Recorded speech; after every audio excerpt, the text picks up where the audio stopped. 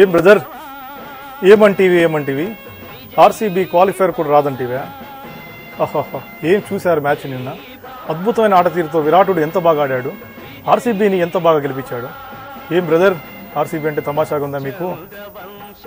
4వ స్థానం నుంచి 3వ స్థానం ఎగబాకల పాయింట్ల పట్టికలో, అది ఆర్సీబీ గొప్పతనం అంటే.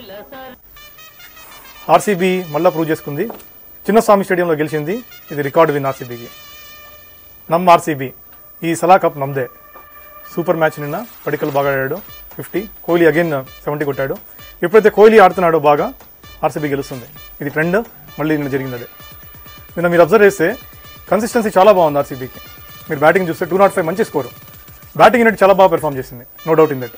కాకపోతే మనం అనుకుంటాం తర్వాత ఇంకా 20 రన్లు కొడితే బాగుండేది ఆర్సీబీ అని చెప్పి, ఇది కరెక్ట్ కాదు. బౌలింగ్ ఎక్కువ ఎక్స్పెన్సివ్ అయిపోయింది ఆర్సీబీ, అదొకటి కరెక్ట్ చేసుకోవాలి. యజ్దయాలు మీరు చూస్తే ఫుల్గా రన్స్ ఇచ్చాడు నిన్న, అది కంట్రోల్ చేసుకోవాలి ఆర్సీబీ.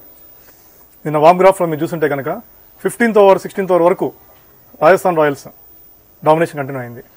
17th ఓవర్ నుంచి 18th ఓవర్ నుంచి మళ్ళీ మ్యాచ్ ట్విస్ట్ అయిపోయింది.